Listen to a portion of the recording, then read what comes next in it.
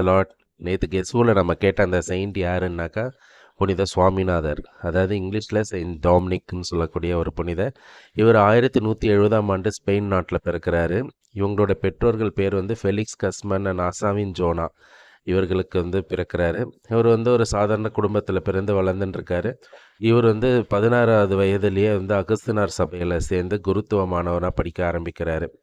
இவர் பிறக்கிறதுக்கு முன்னாடியிலேருந்தே இவங்க அம்மாவுக்கு நிறைய விஷன்ஸ் கிடைக்குது. ஒன்று இவர் கர்ப்பமாக இருக்கும்போது இவர் வயிற்றுலேருந்து ஒரு நாய், அவங்க அம்மாவோட வயிற்றுலேருந்து ஒரு நாய் வாயில் ஒரு தீப்பந்தத்தோடு எகிரி குதிச்சு ஓடுற மாதிரி ஒரு கனவு காண்றாங்க.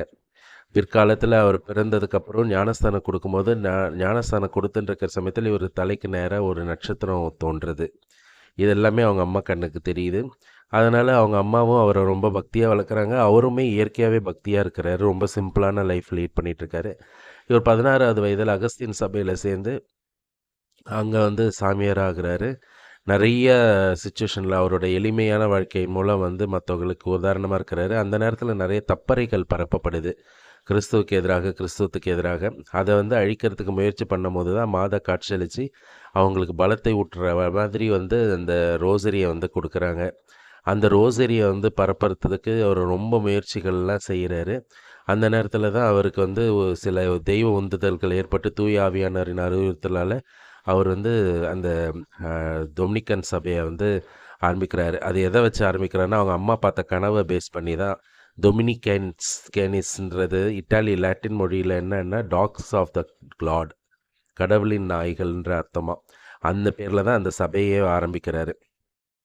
அதே மாதிரி அவர் ரொம்ப எளிமை, ரொம்ப ரொம்ப தரித்திரமான ஒரு வாழ்க்கையை வாழறாரு. அவர் சாப்பிட்றது நிறைய ஸ்கிப் பண்ணி ஃபாஸ்டிங் இருப்பார். சாக்கில் தான் தூங்குவார், தரையில் தான் தூங்குவார். நிறைய ஒருத்தல் முயற்சிகள் அவர் ஈடுபடுறாரு. அதே மாதிரி சாக்கால் ஏற்பட்டது இல்லை முடியால் உண்டாக்குன ரொம்ப கஷ்டமாக போடவே கஷ்டமாக இருக்கக்கூடிய மாதிரி சட்டைகள் அந்த மாதிரி தான் அவர் வேர் பண்ணுவார். ஸோ இந்த மாதிரி ஒரு எளிய லைஃப் வாழ்ந்த ஒரு புனிதர். இவர் தனது 51வது வயதில் இவர் இறக்குறாரு. இறந்து பெரிய புனிதராக மாறுறாரு. ஸோ இவர் தான் நேற்று நம்ம பார்த்த கெஸ் ஹூ பார்ட்டில். இவரை பற்றி டீட்டெயிலாக நம்ம அடுத்த வீடியோவில் பார்ப்போம். Praise the Lord.